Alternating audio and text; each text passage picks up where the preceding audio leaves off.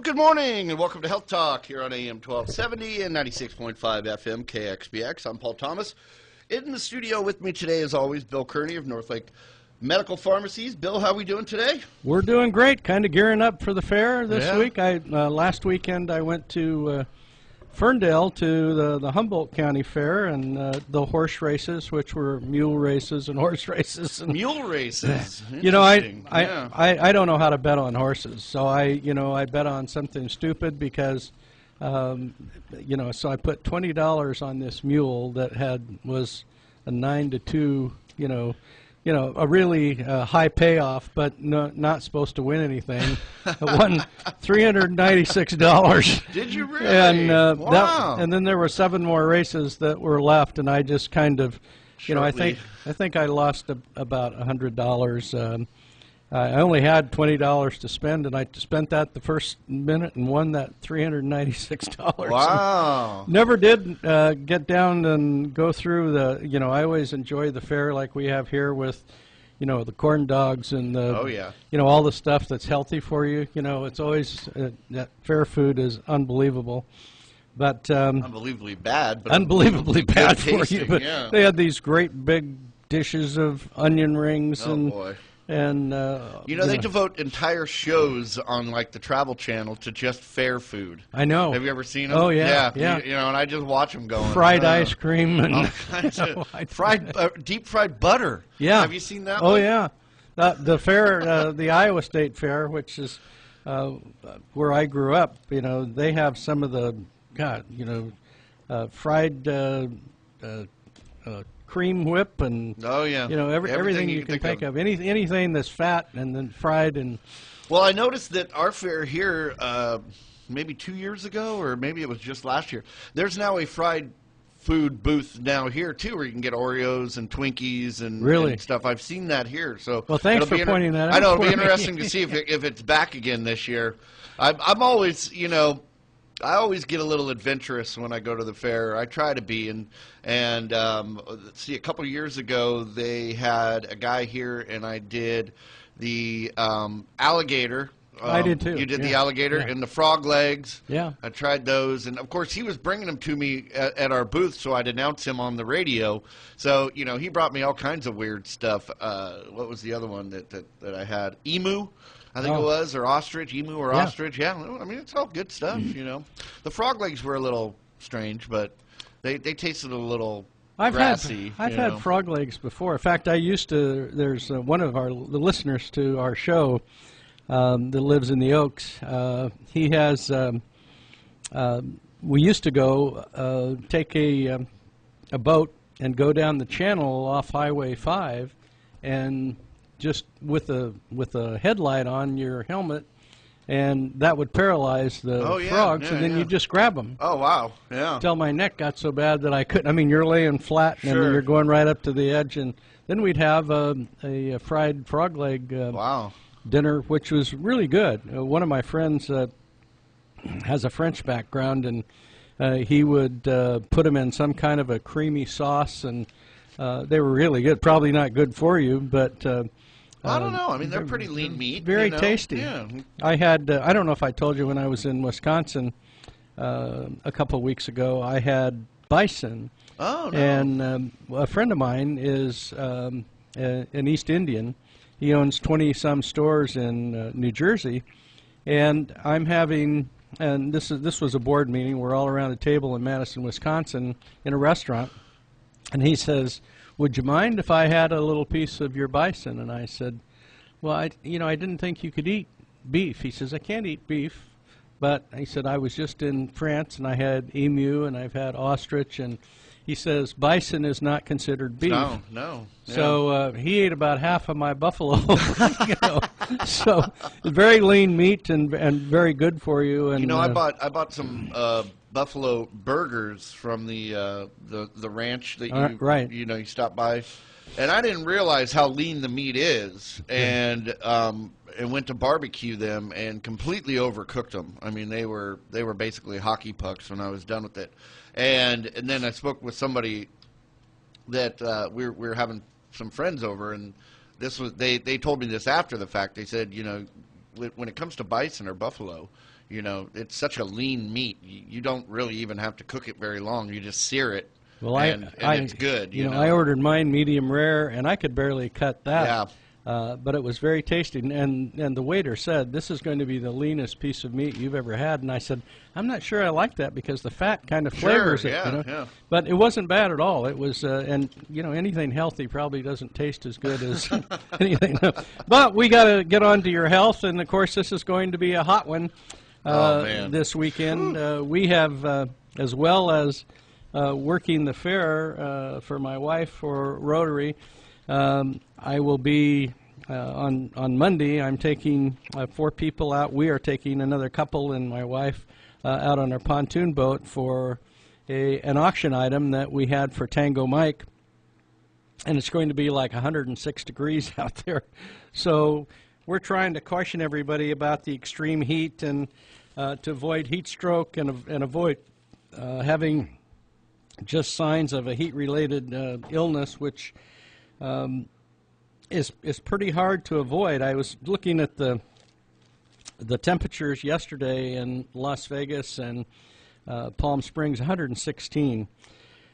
We don't really want that to happen here, but people suffering from heat stress may, you know, experience heavy sweating, weakness, cold and pale, clammy skin, weak pulse, muscle cramps. You need to be and especially in this environment, we have a lot of older people, and they face additional risk of heat stress and heat stroke for a variety of reasons. And we would suggest they spend time in locations with air conditioning when possible. That would not be on my pontoon boat. Drink plenty of fluids. Good choices are water, and that's hard for a lot of people to believe. They think that Gatorade is better. They suggest if you do drink a sports drink to drink 1 part of the drink and 2 parts of water because of the sugar content in the Gatorade and those kind of drinks. Light colored, loose fitting clothing, and try to stay as cool as you can and not get in heat to the extreme, which is really difficult to do. And I always work the fair auction, and I always feel for those animals that, although they're in a nice building with fans going, it's extremely warm for them too, and also for the 4-H and FFA people. If you get a chance to go to the fair and bid on one of these livestocks from the FFA or the 4-H kids, they're really delightful people. I've had about a dozen come into my pharmacy in the last week, and it's all for the betterment of the community, and these individuals are highly respectful, very polite, really are classic kind of people that you would like to see progress in Lake County and come back and have families here. They're just extremely well-mannered individuals and very well disciplined and very well informed about their livestock's health. So back to speaking about our health, there was an article in the Record B, believe it or not, about excess vitamin B that could cause cancer in men. And unfortunately, there was a recent study in the Journal of Clinical Oncology suggests that taking vitamin B6 and B12 supplements in high doses seem to triple or almost quadruple the risk of lung cancer in men. So far, there wasn't any evidence of anything in women. And I'm kind of hesitant to talk too much about this because there was no documentation that was published about how many people were involved in the study. But what they found was that men who used dietary supplements, in particular B6 and B12, at high doses for 10 years, which is probably highly unlikely in most cases, were at a significant increased risk of developing lung cancer. This was done at the Ohio State University campus, Comprehensive Cancer Center. In fact, all the men who used those supplements in high doses for 10 years had approximately double lung cancer, and the men who smoked, the risk was 3 to 4 times as great. Now, the recommended daily allowance for B6 in men is only about 1.5 milligrams, and for B12 it's less than 2.5 micrograms. The trouble is there's no way more than packed into the average vitamin pill. They're much stronger than that. But if you look at those supplement bottles, they're being sold in pill forms up to 5,000 micrograms per dose, which is much higher than the daily recommendation. And it's very easy to get all the vitamin B you need in the country from eating meats, chickpeas, and foods like cereal that are fortified. So there really is no reason to supplement your vitamin B intake at those levels, and certainly not for 10 years. But when people come in and they ask for a vitamin that is going to make them feel better, I suggest vitamin B complex, which is B6 and B12 and B3, and tell them to take one twice a day for at least 30 days, 60 capsules, and see if they affect your central nervous system at all. Those are the only vitamins that actually stimulate the central nervous system to some extent. For 10 years, I wouldn't know anybody that would want to take these things for 10 years, but in saying this, I can tell you there will be people that will come up to me tonight and tell me that they've been taking that for 20 years and they're 100 years old. So I'm not telling you that, and again, I don't have any documentation to support the size of this study, and I'm a person that really supports large studies that have some sort of a definition clinically, so I can tell you for sure that I would support that information. So just buyer beware. As you know, most people, I will tell you, if they eat at a healthy rate, they will not need to supplement themselves with vitamins, sometimes zinc if they have a cold, or vitamin C, although there's tainted information on whether that's successful or not. I happen to take a medication for liver, high liver enzymes, which is it's been marginal as far as whether or not it works or not. But I would just buy vitamins with caution. I don't think it hurts to take a daily vitamin-mineral combination. I do that. Do I eat healthy?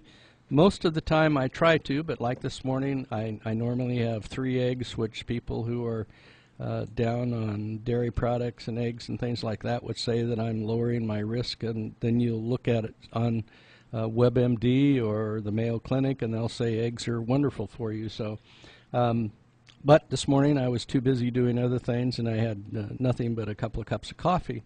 I usually try to eat breakfast because it curbs my appetite at noon, and then I eat a smaller meal at dinner time, and that works for me. It helps me keep my weight off. However, I was in Ferndale this weekend at the fair, and I had heart attack on a plate for breakfast. Did you ever have chicken fried steak? I love chicken fried steak. Man, that's some good stuff right there with extra gravy. I thought, well, I'll never eat all this, and I ate every bite. You know, it was just. Where did you go? This was at the casino, actually, in Bear Creek, it was the only place we could get a room. Yeah.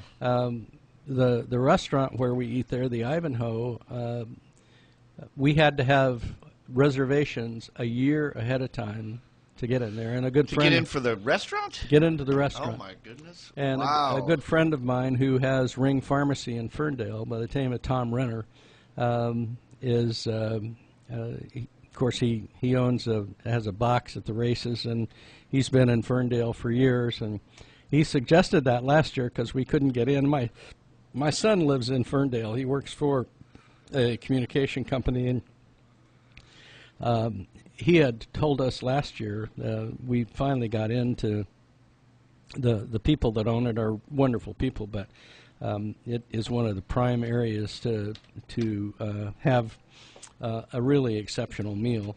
So we made reservations this year for next year at that time because it's my grandson's birthday, always the weekend of the fair. So one of the things we didn't cover last week, and I'd promised you, was watermelon and the health benefits and nutritions and risks. Although this isn't medication, a lot of people think it's just water and sugar, but it's a nutrient-dense food that provides high levels of vitamins and minerals and antioxidants. I can remember people saying, "Don't eat watermelon because it's just it tastes good, but it has absolutely no food value." But it's been cultivated for thousands of years. When I grew up on a farm in Iowa, we raised watermelons and cantaloupes and almost everything in a bottomland there, which was really rich in soil conditions. It's thought to aid asthma, cancer, inflammation. The possible benefits of watermelon have been studied. Asthma, for one, the risk for developing asthma are lower in people who consume a high amount of certain nutrients, and one of those nutrients is vitamin C, found in many fruits and vegetables, including watermelon. You wonder why I had just said vitamin C is marginal as far as what effect it has on colds and things, but it isn't marginal when you eat it in food. Blood pressure, a study from the American Journal of Hypertension found that the extract supplementation improved the health of the circulatory system in obese middle-aged adults with stage 1 hypertension. It's very rich in lycopene, which tomatoes are also. That may help protect against heart disease. Because it's an excellent source of antioxidants, including vitamin C, watermelon can help combat the formation of free radicals known to cause cancer. Lycopene has been linked with a decreased risk of prostate cancer in several studies. Because of the water and fiber content, it helps to prevent constipation and promote regularity for a healthy digestive tract. And because it's made up of so much water and full of important electrolytes, it's a great snack to have on hand during the summer months to prevent dehydration. It also can be frozen in slices for a popsicle. Inflammation, the choline that's found in watermelon is very important. Aids our bodies in sleep, muscle movement, and memory. Also helps maintain the structure of the cells due to the transmission of nerve impulses. It's been shown to reduce muscle soreness and improve recovery time. It's great for the skin because it contains vitamin A, a nutrient required for production to keep the hair moisturized. Excuse me. 1 cup of diced watermelon, this is just 1 cup, has 43 calories, no fat, 2 milligrams of sodium, 11 grams of carbohydrate, and 1 gram of fiber, and it will provide 17% of vitamin A, 21% of vitamin C, 2% iron, and 1% calcium. Watermelon in the stores is very tasty. It contains thiamine and riboflavin and niacin and B6 and pantothenic acid and a whole bunch of things that if I told you, you wouldn't remember. But according to the National Watermelon Promotion Board, it contains more lycopene than any other fruit or vegetable. And I didn't know this because I thought tomatoes was the greatest source of lycopene, but moderate amount have no health risk. Excessive consumption can possibly elevate levels of certain vitamins in the body, but if it's vitamin C, too much vitamin C, your body throws it off anyway. You could get diarrhea or a rash inside your mouth. But potassium levels are another consideration. Too much might lead to complications such as hyperkalemia. Again, you'd have to eat an excessive amount, and overall it can be consumed in large amounts with very little risk. So try to jazz up some salads by putting watermelon in it. Placed diced watermelon, a few ice cubes in a blender for a cold, refreshing electrolyte drink. That's and just having it for a snack. The high water content says they can be ready to eat in seconds and fill a source that you never thought of before as causing you to hydrate better than you could at a previous time. So watermelon is good for you. Don't be afraid to consume it. Tastes good, does a lot to increase healthy benefits in your lifestyle, and not something to avoid at all. Paul, you've heard about stem cell clinics, right, where people inject stem cells in your ankle or your knee or your eye. It's a natural way of getting your own cells into your body and going through a healing process without surgery. And evidently this has become a ruse of people telling you that these are going to work and they don't work. And I'll have to give, I have an orthopedic surgeon in Santa Rosa that I had asked for him to do a stem cell replacement on my knee, and he said, you aren't a candidate for that. You've got too much of a tear involved, and although I would like to do it, it's just not something that would be effective, and it certainly wouldn't be financially appropriate for you to do, and I appreciate him for that. But experts in the field of regenerative medicine believe one of the first areas of success of treatment of macular degeneration, which causes progressive retinal disease, is stem cells. And the FDA took action against one clinic in Florida and one in California last week. And they said they would take additional actions in coming months. The U.S. Food and Drug Administration that on its website posted a warning letter that it sent to the U.S. Stem Cell Clinic of Sunrise, Florida, and they sent U.S. Marshals in last week to San Diego to seize 5 vials of live virus vaccine reserved for people at high risk of smallpox. After being mixed with stem cells, the unapproved concoction was injected directly into the tumors of cancer patients.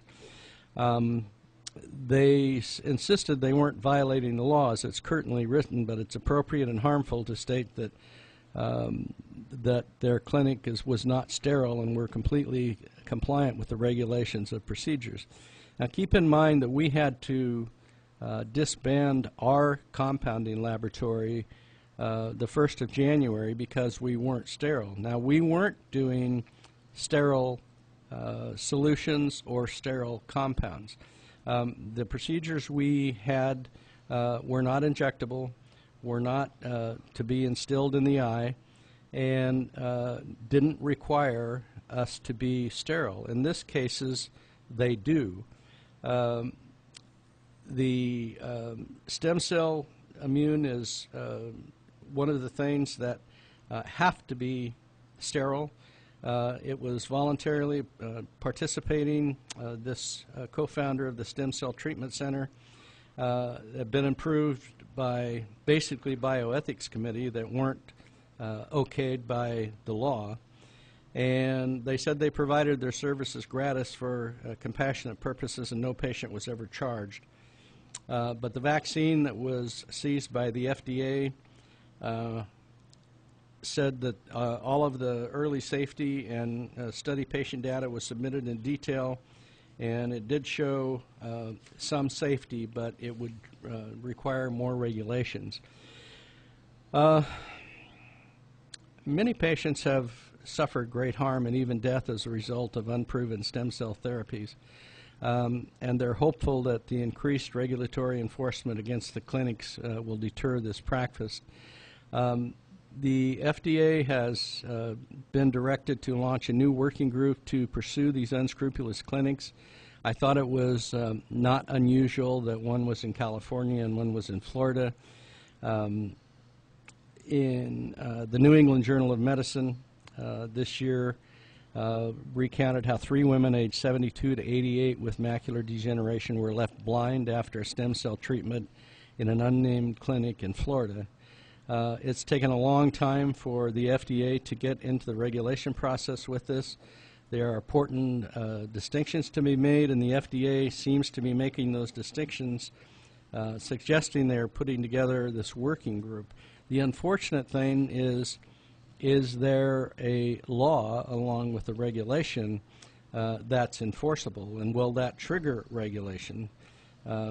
Stem cells, like other medical products, require FDA approval before they can be marketed. but the FDA hasn't approved any stem cell-based products for any use other than cord blood-derived cells, which are blood-forming stem cells for certain diseases. It's incumbent upon the FDA to make sure the existing legal and regulatory framework is properly outlined and followed. I don't know what to tell you. If you're a candidate for stem cell, only go to a environment that you know is ethical, and if sued would have a tremendous disadvantage to the facility that's doing it. I wouldn't go to some group that you just find on the internet and know nothing about. The FDA is going to do something and determine which business they're going to contact. They'll seek to take other actions in coming months as they address the field, and they don't know if they require people being blinded before the FDA does something. There's a considerable amount of uncertainty. So all government agencies have a problem to accelerate. It seems like everything but opiates, and they're on us for opiates all the time, even the legitimate, even people who are dying of chronic pain disease. But what patients need to know is they may not easily recognize which stem cell therapies are approved and beneficial and which are not. If you see a business that's making all sorts of dramatic marketing claims across disease categories, those are signs to be wary of. They noted that anyone who exploits and deceives patients puts the entire field at risk, and that's what's happening here. Now all of a sudden you're questioning whether stem cell therapy is good or not. And I've had plenty of patients that had stem cell therapy in one in the brain, one in the ankle, several in the knee. It's a very promising area of research, and over time you expect to see the FDA approve more therapies. Many American businesses making claims about stem cell treatments lack proper scientific safety and efficacy. And if you go to another country, which is happening, there was an article in the Record Bee today about going to another country to get a herpes vaccine. The standards are not the same. You're taking a very high risk. So the FDA is focused on these vials from this California Stem Cell Treatment Center, and the statements they were making that says they are a justified group to be doing stem cell therapy. Unfortunately, the FDA's action doesn't really support that. We hope that that's a sign that the FDA is going to do a lot more and better regulate this market.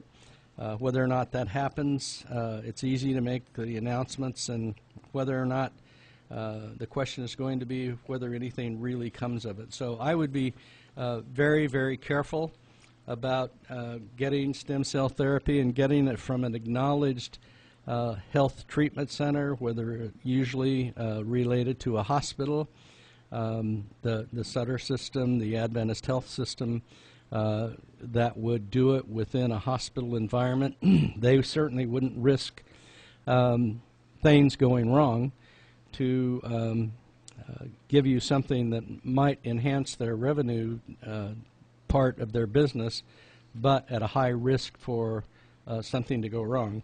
We're going to take a break. Our number is 263-5252. When we come back, we're going to talk a little bit about medical marijuana and some of the risks.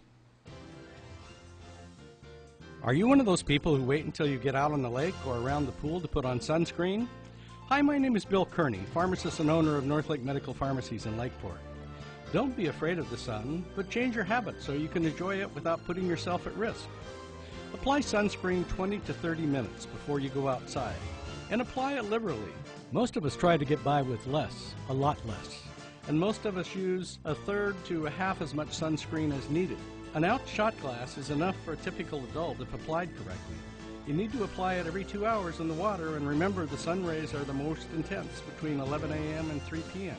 If you need sunscreen or you get a sunburn by not following these suggestions, come to Northlake Medical Pharmacies and we will take care of you. Northlake Medical Pharmacies with 2 locations, on Hill Road East next to Sutter Lakeside Hospital, or outside the Bruno Shop Smart in Lakeport. This is the Caltrans Road Information Bulletin for Lake and Mendocino County State Highways for the week beginning Friday, August 25th. In Lake County on Route 20 near Foothill Boulevard on the 28th, expect 5-minute delays. On Route 29 from Hofacker Lane to Martin Street, expect 5 and 10-minute delays weekdays. And on 175 near Arroyo Vista Road, expect 5-minute delays weekdays. In Mendocino County on Route 1 from the Westport North Bridge to the Wages Creek Bridge, expect a couple 5-minute delays. On Highway 101 from Outlet Creek to the Empire Camp Rest area, expect a few delays weekdays. And in the Dora Creek area, expect up to 40-minute delays, but less than that outside of weekday mornings. On 175 near the Lake County line, expect 30-minute delays. On 253 near Singley Cattle Pass, expect 15-minute delays weekdays. And yeah, that wraps up the Caltrans Road Information Bulletin for Lake and Mendocino County State Highways. Like us on Facebook for more updates and info on the type of work we're doing. That's Caltrans, District 1. On Saturday, October 21st, there will be an early Halloween party from 7 to 10 p.m. at the Big Valley Hall in Lakeport. Halloween spirits will benefit Hope City Fire rebuilding and Big Valley Hall renovations. Be sure to wear your costume and practice your dance moves for the contest. There will be wine, beer, juice, treats, raffle, and silent auction, and dancing to rock, R&B, and soul by the Laura Lee Christian Band. Christensen Band. More info is on Facebook at Lake County Fire Recovery Benefits or call 278-7126. Raising your family, tending to your animals, growing your own produce, preparing for the seasons, living the country life. Hi, I'm Jody Henke, host of Living the Country Life. Catch me every Monday through Friday at 9:35 a.m. and 4:35 p.m. for ideas and inspiration for your place in the country. That's Living the Country Life here on AM 1270 and 96.5 FM KXBX. We bring the community closer together, supporting business in every way. We're helping make your dreams come true, working hard for you. The Lake County Chamber of Commerce would like to recognize their Member of the Month Business Design Services. Robert Bocabella, BFA, is principal and founder of Business Design Services and is a certified interior designer in private practice for over 30 years. He provides designing to fit the vision in collaboration with writing service at earthlink.net. To contact him, call 263-7073 or email him at rb@businessdesignservices.com or visit his website at businessdesignservices.com or on Facebook at Business Design Services. Lake County Chamber of Commerce, we're steady and strong, help us shape the future. Alrighty, we're back. We are back, and we promised you we'd talk a little bit about medical marijuana. It's still a Schedule 1 controlled substance under federal law, but over half the states now allow to use it for medical purposes. Some patients find it modestly effective for spasticity due to multiple sclerosis, chemo-induced nausea and vomiting, or neuropathic pain. Evidence of other types of chronic pain is murkier, partly because the studies are small and short-term, and they use different cannabis forms and doses. Believe it or not, there's not good evidence that it improves other conditions such as acute pain, PTSD, glaucoma, or Parkinson's disease. But keep in mind, these clinical studies are not funded by a major drug corporation, so there isn't the money to do these things. These are mostly hearsay. There's different forms of marijuana in general. I remember when I was on the marijuana advisory staff when we were talking about legalizing medical marijuana, that one of the physicians from Middletown said it was replacing alcohol for most of the veterans for PTSD. It's going to get more expensive as the legalization goes into effect. A lot of the mom and pop growers are not going to adhere to the policies that have to generate revenue for the counties that are really enforcing the law enforcement. We recommend saving medical marijuana for patients who don't respond to or can't take the usual meds. Marinol is a synthetic form for nausea, vomiting due to chemo. Those meds contain synthetic forms of THC, not another cannabinoids that might help. For example, cannabidiol seems promising for seizures and other conditions, and I've been to meetings where there are people with children that are responding to that medication, but it doesn't have psychoactive effects like THC. It can cause dizziness, drowsiness, cognitive impairment, increased risk of accidents. I just missed this on an exam the other day. It actually can cause dizziness, as well as worsen anxiety, depression, or psychotic illness. And smoking it, of course, can exacerbate respiratory conditions. So it increases heart rate and possibly blood pressure, and is linked to a higher risk of heart attack. So all of the medical use of marijuana is not always positive. About 9% of the users become dependent and have withdrawal effects. Using marijuana with CNS depressants like opiates and benzoids may add to sedation and dizziness. It may also interact with anticoagulants or meds that keep the blood from clotting or help the blood clot either way. So it's not the cure-all that many people say it is. It has a lot of side effects, and you will see more and more of those side effects surface when recreational marijuana becomes available, which probably 80% in the county that are smoking marijuana are using it recreationally, not medically. But that's the sign of the times, and we have to be aware. There are 3 states, Minnesota, New York, and one of the Ohio or something, where only pharmacists can dispense medical marijuana. That's the way it should be, because it does have a strong pharmacological effect. That means as the medicine begins to work in your system, it can interact with medicines that you're already taking that require a prescription that can cause some severe side effects. A person running a dispensary is not going to know that. We go to 7 or 8 years of college for a reason and have a residency and an internship for a reason. That is not required by dispensaries. Although we're going to see dispensaries grow, we're going to see medical marijuana and recreational marijuana grow. All you have to do is drive through the countryside and smell the marijuana and realize it's going to be here for a long period of time. People that are taking medication for high blood pressure are kind of surprised when they know that they find out that there's other medications they're taking along with the medicines to treat their high blood pressure that can cause their blood pressure to rise. One of those is non-steroidal anti-inflammatories. But if you limit the time and duration, and we're talking about ibuprofen, naproxen,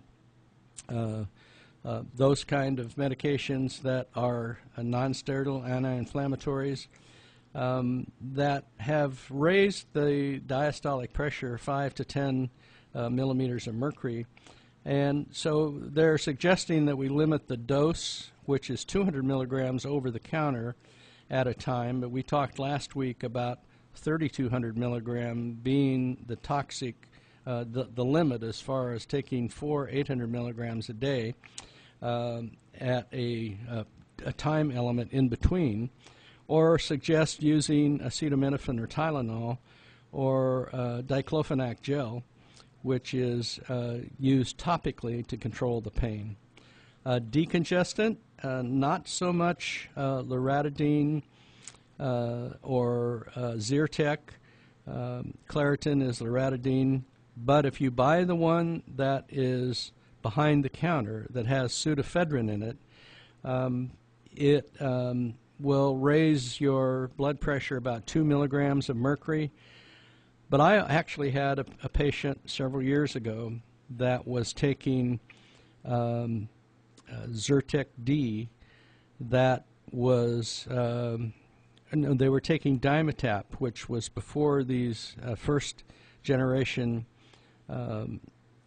antihistamines came about, and their blood pressure skyrocketed to a very dangerous level just by taking one of those.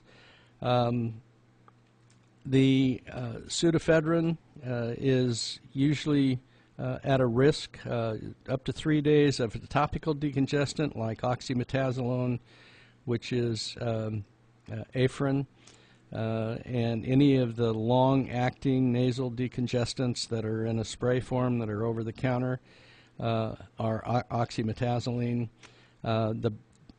The problem with that is after 3 days you become not addicted but dependent upon it, so the more you use it you have to use it, and pretty soon you're using it every 30 seconds just to breathe. Opposite of that is ocean spray or saline nasal mist.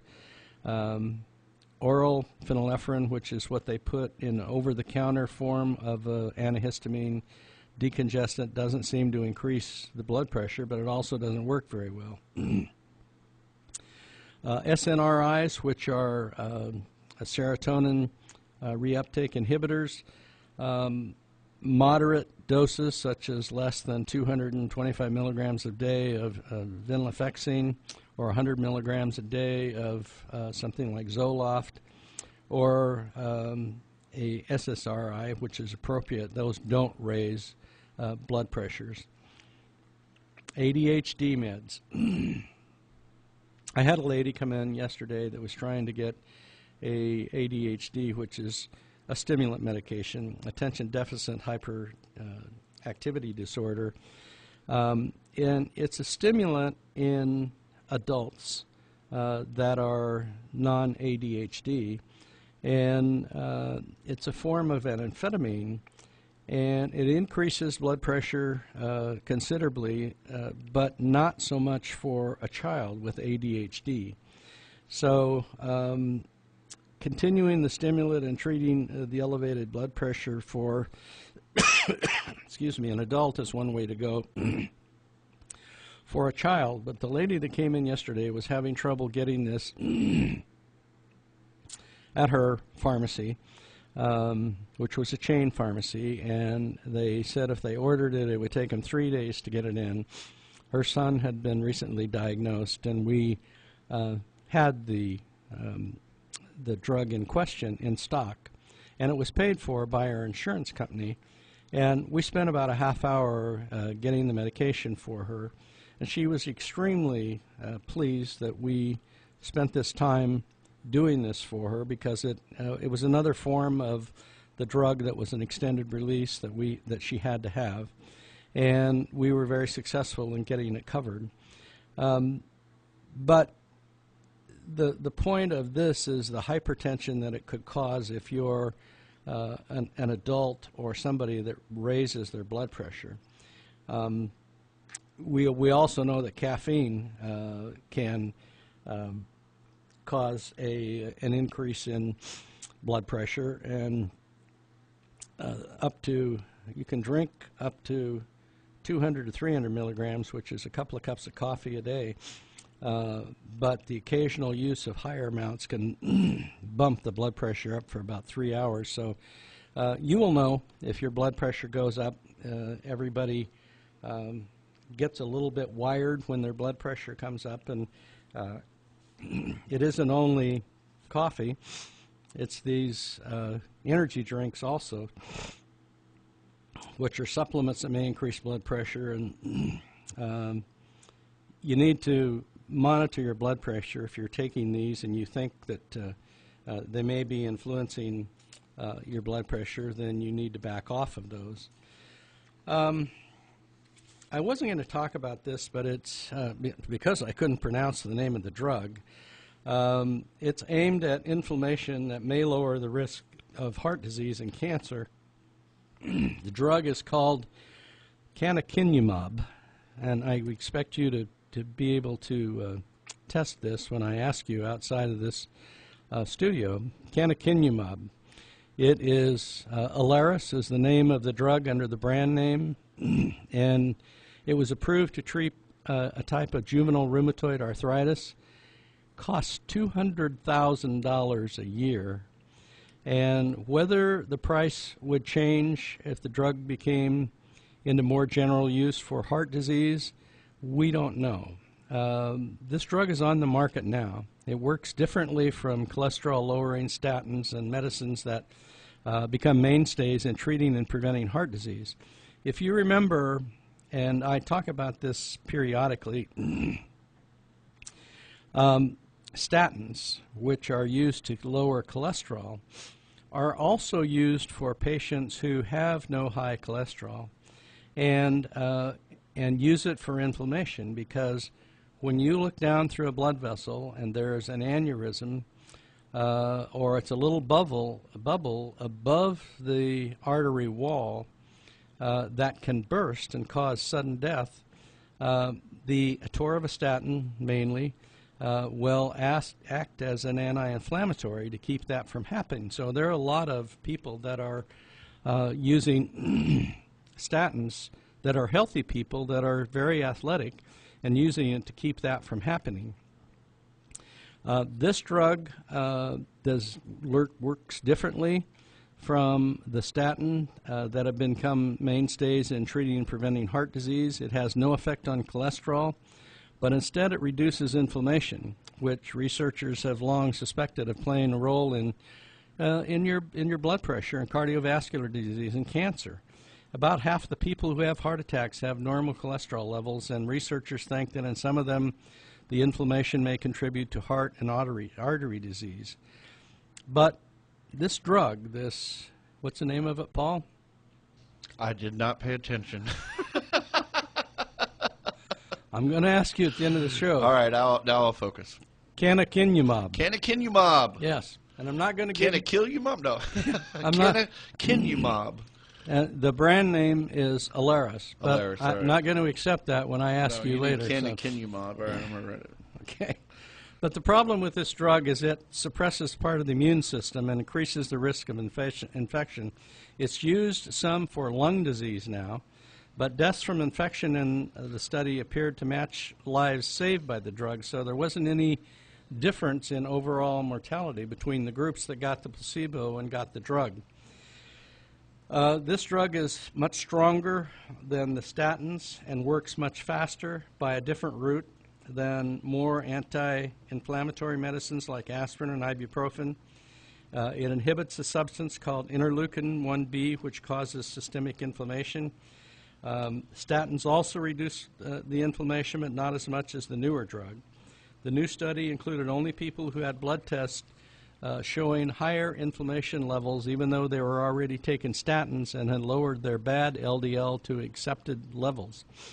Now, there's another drug called Repatha that we've talked about that costs $40,000 a year, or $14,000 a year, and it's given once a month. And it also lowers LDL to very low levels. But the blood tests that measured the high sensitivity CRP, which is a C-reactive protein that we talked about a couple years ago, is a potential marker of inflammation and was defined as, you're not going to remember this either because I won't, 2 milligrams or more per liter of blood. There were 10,061 participants from 39 countries at an average age of 61, and a quarter were women, and 40% of them also had diabetes. They were picked at random, either a placebo or an injection of the drug every 3 months. Now remember, this is $200,000 a year. In addition to their usual statins and other heart medicines, 3 different doses of the drug were tested, and the patients were treated for a median of 3 to 7 years. They found that in the placebo group, for every 100 patients followed for a year, 4.5 had a heart attack or stroke or died from cardiovascular disease. In those who received the optimal dose of the drug, the rate was 3.86. When the length of time the patients were treated, the reduction in risk was 15%. I'm telling you, if I had to pay $200,000 a year to take this medication to lower my risk by 15%, first of all, I couldn't afford it. And I'm not sure that that would be worth it. It would probably kill my retirement, and I'd die of poverty anyway. But this is the first evidence we've had that you can inhibit the inflammatory process without changing cholesterol at all. So if the drug is used in practice, it should be limited to patients like the ones in the study who've already suffered heart attacks and have high CRP levels or high levels of inflammation, and therefore the risk of heart attack and strokes is much greater. Even within that group, Dr. Rader said he would limit its further use to patients whose blood tests showed that the medicine significantly lowered inflammation, and they would have to be monitored carefully and treated quickly for signs of infection. Remember, this, like many other chemotherapies, causes the immune system to be lowered considerably. They also found the drug could reduce cases of deaths from lung cancer. No patients were known to have cancer when they entered the study, and the largest dose appeared to cut lung cancer by 2/3 and deaths by 3/4. Now that's something that I would consider for that use, but for an anti-inflammatory, I'm not sure. This just came out Sunday in Barcelona at the meeting of the European Society of Cardiology. They were published in the New England Journal of Medicine and the cancer results in the Lancet.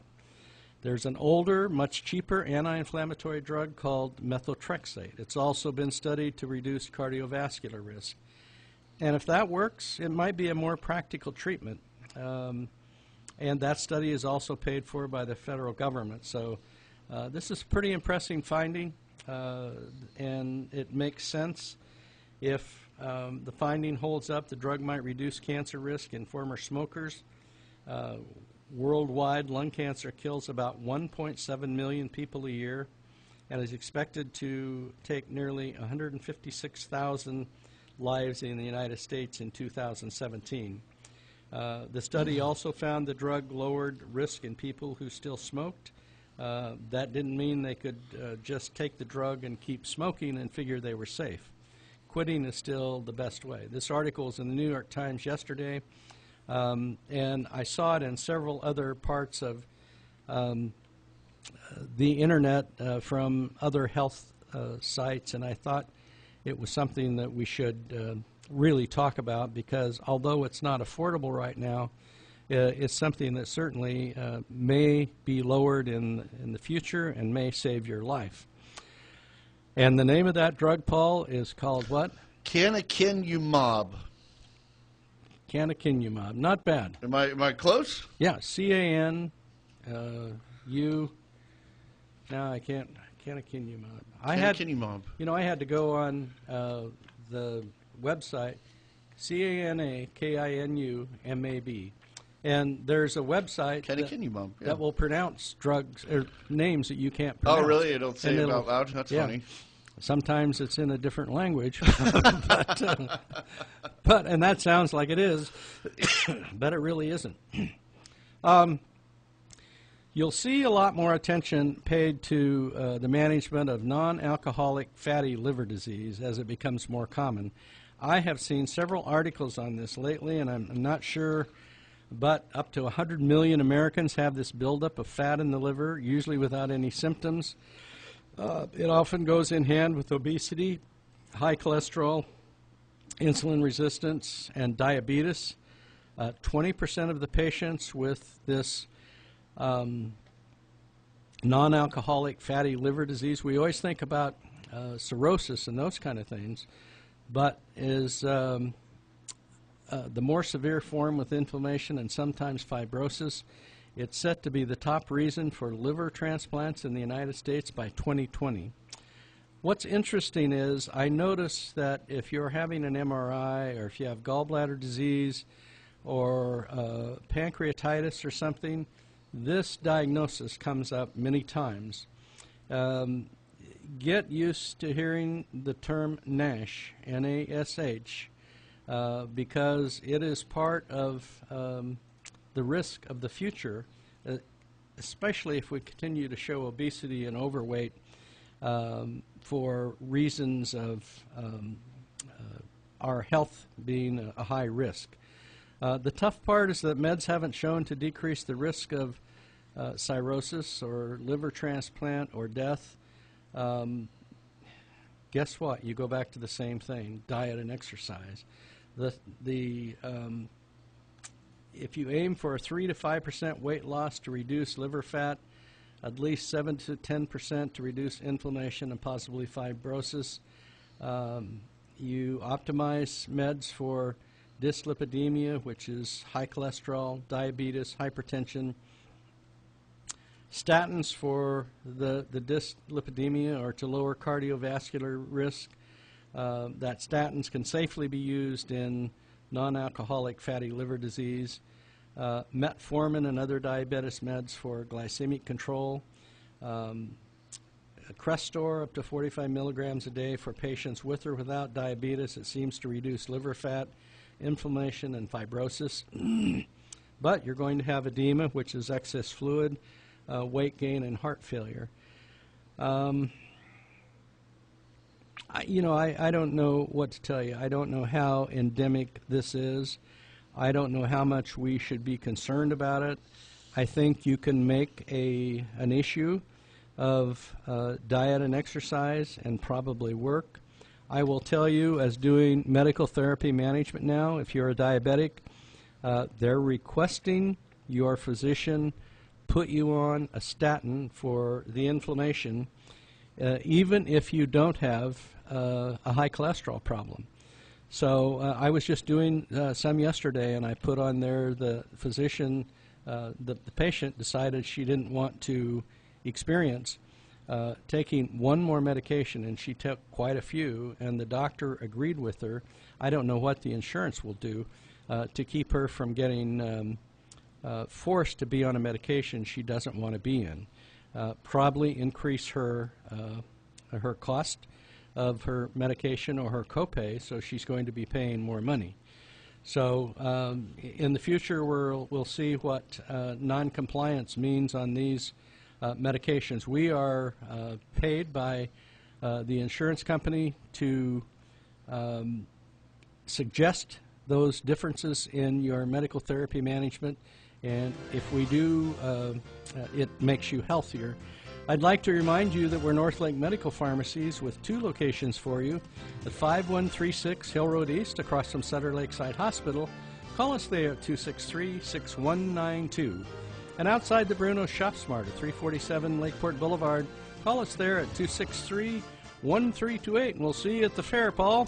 I'll be there, and hopefully we'll see everybody back here again next Wednesday at 10 a.m. for Health Talk, right here on AM 1270 and 96.5 FM, KXBX Lakeport.